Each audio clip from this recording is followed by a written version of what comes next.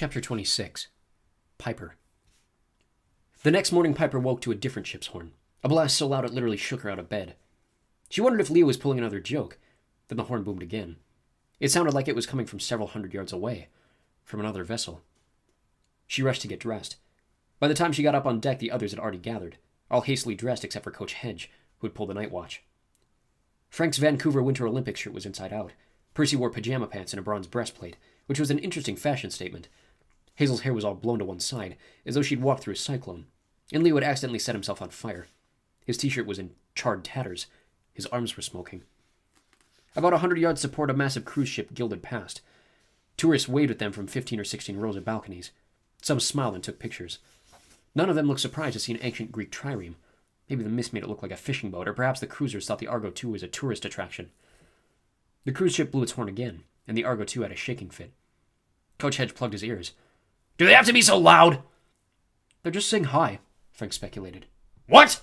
Hedge yelled back. The ship edged past them, heading out to sea. The tourists kept waving. If they found it strange that the Argo II was populated by half-asleep kids in armor and pajamas and a man with goat legs, they didn't let on. "Bye!" Leo called, raising his smoking hand. "Can I man the ballista?" Hedge asked. "No," Leo said through a forced smile. Hazel rubbed her eyes and looked across the glittering green water. "Where are... Oh, wow." Piper followed her gaze and gasped. Without the cruise ship blocking their view, she saw a mountain jutting from the sea less than half a mile to the north. Piper had seen impressive cliffs before. She'd driven Highway 1 along the California coast. She'd even fallen down the Grand Canyon with Jason and flown back up. But neither was as amazing as this massive fist of blinding white rock thrust into the sky. On one side, the limestone cliffs were almost completely sheer, dropping into the sea over 1,000 feet below, as near as Piper could figure. On the other side, the mountains sloped in tiers, covered in green forest, so that the whole thing reminded Piper of a colossal sphinx, worn down over the millennia, with a massive white head and chest, and a green cloak over its back. "The Rock of Gibraltar," Annabeth said in awe. "At the tip of Spain, and over there..." She pointed south, to a more distant stretch of red and ochre hills. "That must be Africa. We're at the mouth of the Mediterranean." The morning was warm, but Piper shivered. Despite the wide stretch of sea in front of them, she felt like she was standing at an impassable barrier. Once in the Mediterranean, the Mare Nostrum, they would be in the ancient lands. If the legends were true, their quest would be 10 times more dangerous. "What now?" she asked. "Do we just sail in?" "Why not?" Leo said. "It's a big shipping channel. Boats go in and out all the time." Not triremes full of demigods, Piper thought. Annabeth gazed at the Rock of Gibraltar. Piper recognized the brooding expression on her friend's face. It almost always meant that she anticipated trouble. "In the old days," Annabeth said, "they called this area the Pillars of Hercules. The rock was supposed to be one pillar. The other was one of the African mountains. Nobody's sure which one." "Hercules, huh?" Percy frowned. "That guy was like the Starbucks of ancient Greece. Everywhere you turn, there he is." A thunderous boom shook the Argo II, though Piper wasn't sure where it came from. She didn't see any other ships, and the skies were clear. Her mouth suddenly felt dry. "So, these Pillars of Hercules, are they dangerous?" Annabeth stayed focused on the white cliffs, as if waiting for the mark of Athena to blaze to life. "For Greeks, the pillars marked the end of the known world. The Romans said that the pillars were inscribed with a Latin warning. Non plus ultra," Percy said. Annabeth looked stunned. "Yeah, nothing further beyond. How'd you know?" Percy pointed. "'Cause I'm looking at it." Directly ahead of them, in the middle of the straits, an island had shimmered into existence. Piper was positive no island had been there before. It was a small, hilly mass of land, covered in forest and ringed with white beaches. Not very impressive compared to Gibraltar, but in front of the island, jutting from the waves about 100 yards offshore, were 2 white Grecian columns as tall as the Argo's masts. Between the columns, huge silver words glittered underwater. Maybe an illusion, or maybe inlaid in the sand. Non plus ultra. "Guys, do I turn around?" Leo asked nervously. No one answered. Maybe because, like Piper, they had noticed the figure standing on the beach. As the ship approached the column, she saw a dark-haired man in purple robes, his arms crossed, staring intently at their ship, as if he were expecting them.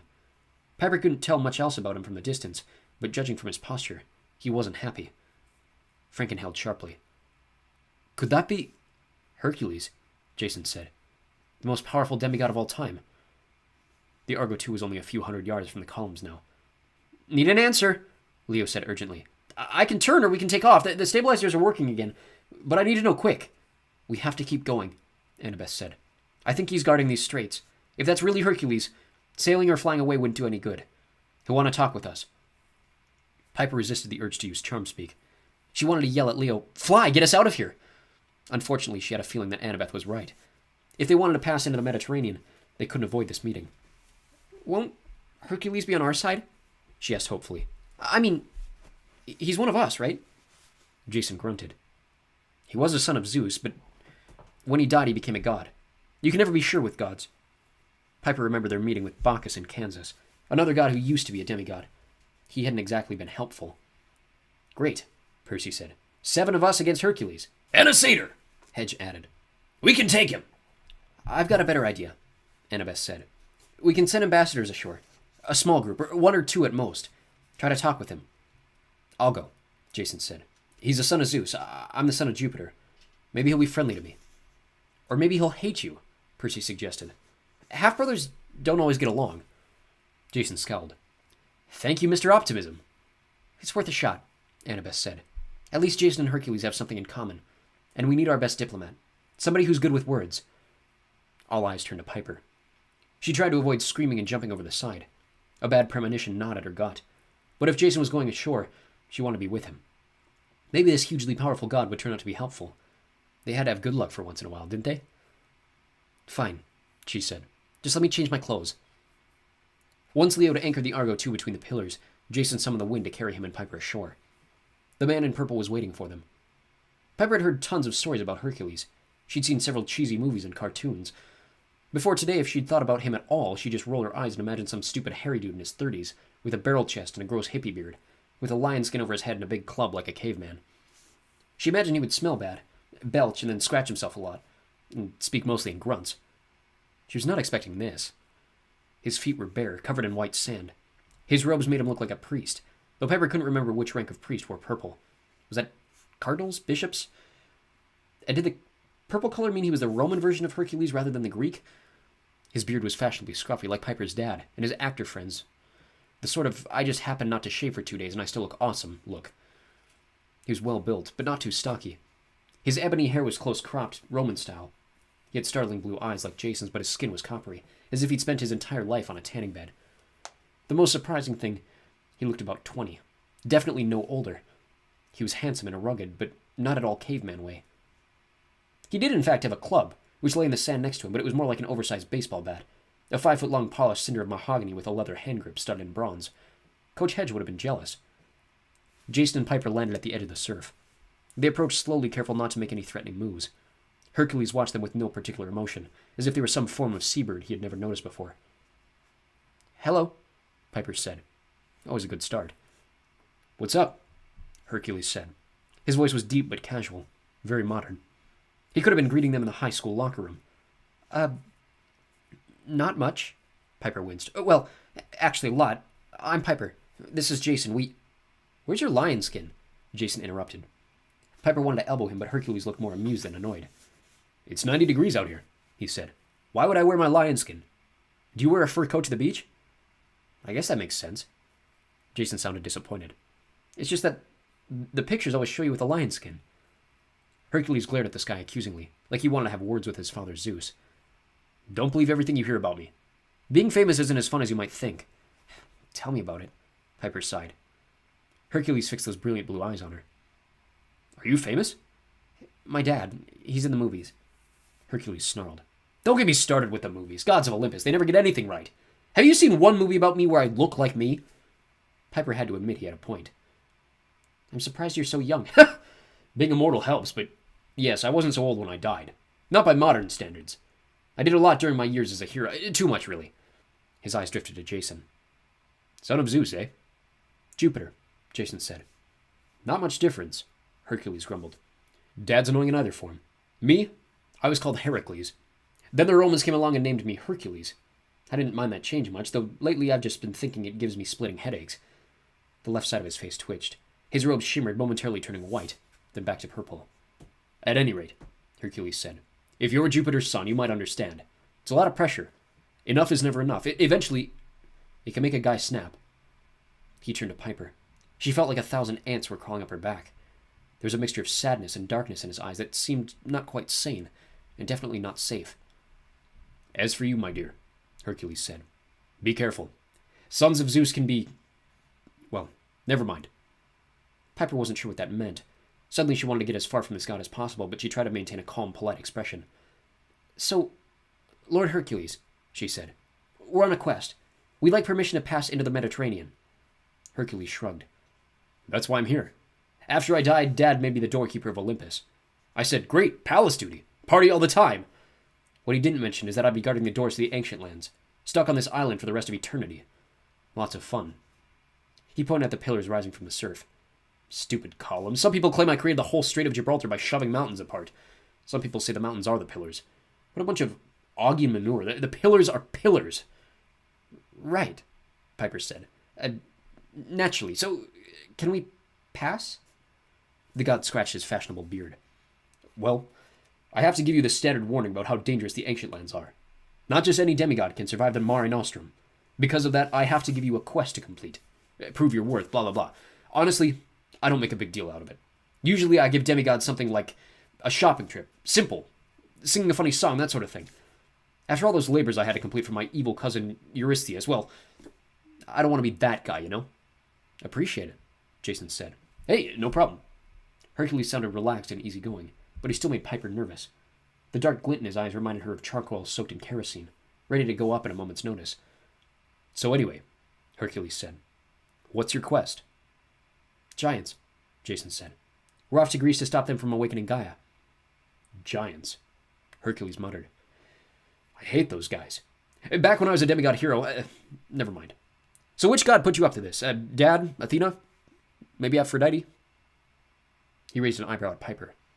As pretty as you are, I'm guessing that's your mom. Piper should have been thinking faster, but Hercules had unsettled her. Too late. She realized the conversation had become a minefield. Hera sent us, Jason said. She brought us together to... Hera? Suddenly Hercules' expression was like the cliffs of Gibraltar. A solid, unforgiving sheet of stone. We hate her too, Piper said quickly. Gods, why hadn't it occurred to her? Hera had been Hercules' mortal enemy. We didn't want to help her. She didn't give us much of a choice, but... But here you are, Hercules said, all friendliness gone. Sorry, you two. I don't care how worthy your quest is. I don't do anything that Hera wants. Ever. Jason looked mystified.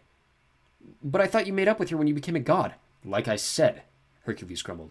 Don't believe everything you hear. If you want a pass into the Mediterranean, I'm afraid I've got to give you an extra hard quest.